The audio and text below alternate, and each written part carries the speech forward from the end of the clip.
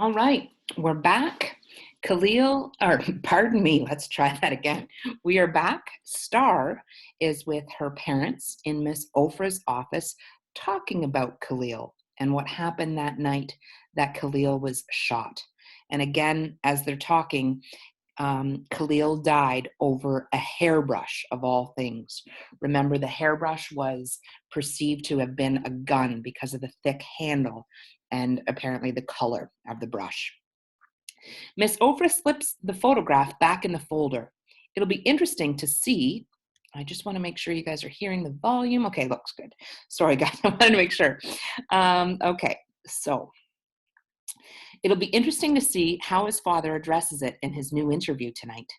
His interview? Hold up. Interview? I ask. Mama shifts a little in her chair. Um, yeah, the officer's father, so 115, the one who shot Khalil, his father has a television interview that's airing tonight. I glance from her to Daddy. And nobody told me? 'Cause it ain't worth talking about, baby, Daddy says. I look at Miss Ofra. So this dad can give his son's side to the whole world, and I can't give mine and Khalil's? He's going to have everybody thinking 115's the victim. Not necessarily, Miss Ofra says. Sometimes these kinds of things backfire, and at the end of the day, the court of public opinion has no say in this. So what people think doesn't matter. That's what she's trying to convince us of.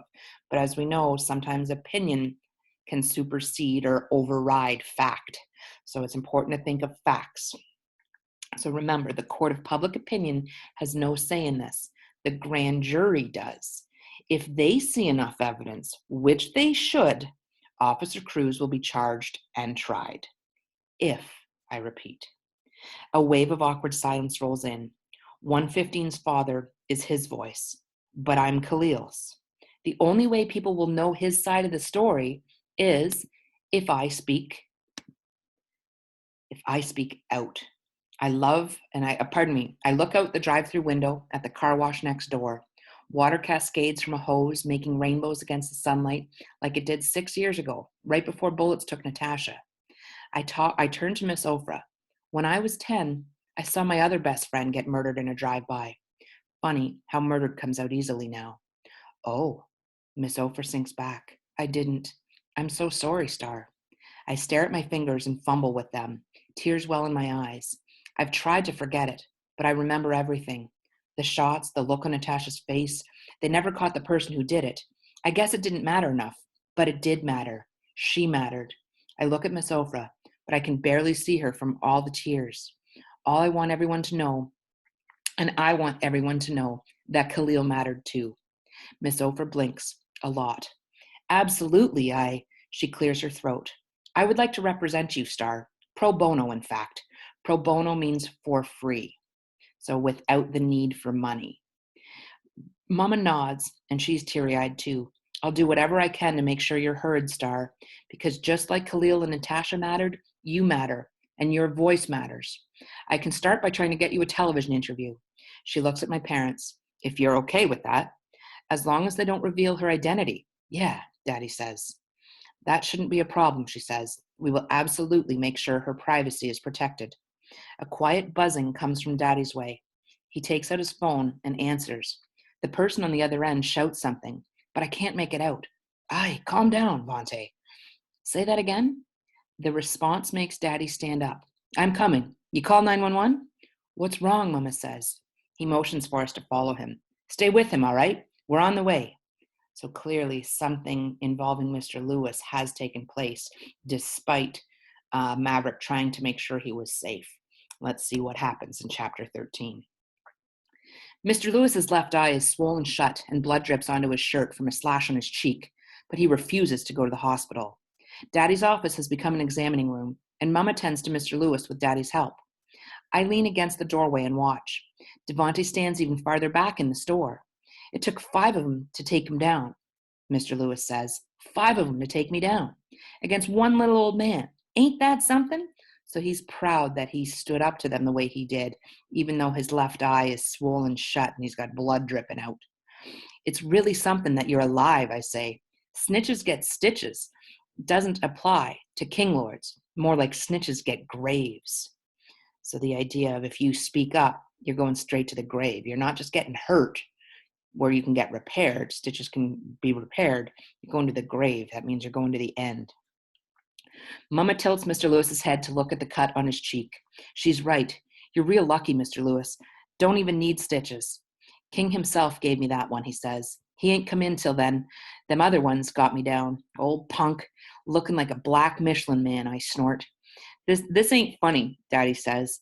I told you they was going to come after you. And I told you I ain't scared. If this is the worst they could do, they ain't did nothing. Nah, this ain't the worst, says Daddy. They could have killed you. I ain't the one they want dead. He stretches his fat finger my way. But he looks beyond me at Devante. That's the one you need to worry about. I made him hide before they came in. But King said he know you helping that boy, and he gonna kill him if you find him. Devante backs away, his eyes wide. I swear, in like 2 seconds, Daddy grabs Devante by his neck and slams him against the freezer. What the hell you do? Devante kicks and squirms and tries to pull Daddy's hands from his neck. Daddy, stop. Shut up. His glare never leaves Devante. I brought you in my house, and you ain't been honest about why you hiding. King wouldn't want you dead unless you did something. So what you do? Maverick. Mama breaks his name down real good. Let him go. He can't explain anything with you choking him. Daddy releases, and Devante bends over, gasping for air. Don't be putting your hands on me, he says. Or what? Daddy taunts. Start talking. Man, look, it ain't a big deal. King trippin'. Is he for real? What did you do? I ask. Devante slides onto the floor and tries to catch his breath. He blinks real fast for several seconds. His face scrunches up. Suddenly he's bawling like a baby. I don't know anything else to do, so I sit in front of him. When Khalil would cry like that because his mama was messed up, I'd lift his head. I lift Devante's. It's okay, I say. That's always worked with Khalil. It works with Devante, too. He stops crying as hard and says, I stole about 5 G's from King. Damn it, Daddy groans. What the hell, man? I had to get my family out of here. I was going to handle the dudes that killed Dalvin, and all that would do was make some GDs, so Garden Disciples, the other gang, come after me. I was a dead man walking, straight up. I didn't want my mama and my sisters caught up in that, so I got them some bus tickets and got them out of town. That's why we can't get your mama on the phone, Mama realizes. Tears fall around his lips. She didn't want me coming anyway. Said I'd get them killed. Put me out the house before they left. He looks at Daddy. Big Mav, I'm sorry. I should have told you the other day. I did change my mind about killing them dudes, though. But now King wants me dead. Please don't take me to him. I'll do anything. Please. He bet not. Mr. Lewis limps out of Daddy's office. You help that boy, Maverick. Daddy stares at the ceiling like he could cuss God out. Daddy, I plead. I'd. Come on, Vontae. Big Mav, he whimpers. I'm sorry. Please. I'm not taking you to King, but we gotta get you out of here. And now. 40 minutes later, Mama and I pull up behind Daddy and Devante in Uncle Carlos's driveway.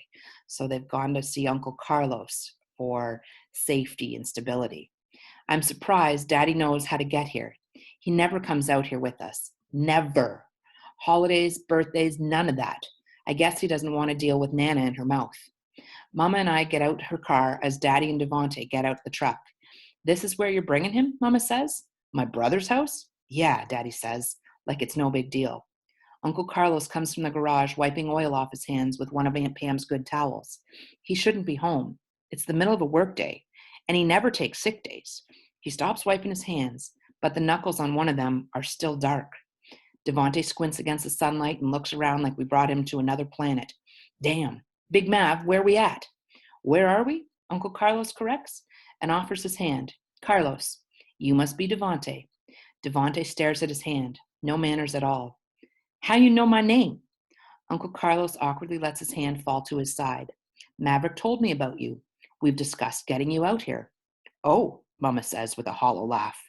Maverick's discussed getting him out here? She narrows her eyes at Daddy. I'm surprised you even know how to get here, Maverick. Daddy's nostrils flare. We'll talk later. Come on, Uncle Carlos says. I'll show you your room. Devante stares at the house, his eyes all big, What you do to get a house like this? Dang, you're nosy, I say. Uncle Carlos chuckles. It's okay, Star. My wife's a surgeon, and I'm a detective. Devante stops dead. He turns on Daddy. WTF, man. You brought me to a cop? So again, that pause, they don't want to help that idea of snitching, getting stitches, or yeah, if you snitch, you get stitches, or you find your way to the grave. Devante's leery about Carlos already. I just want to pause, just this idea of moving into, they're commenting on the fancy house.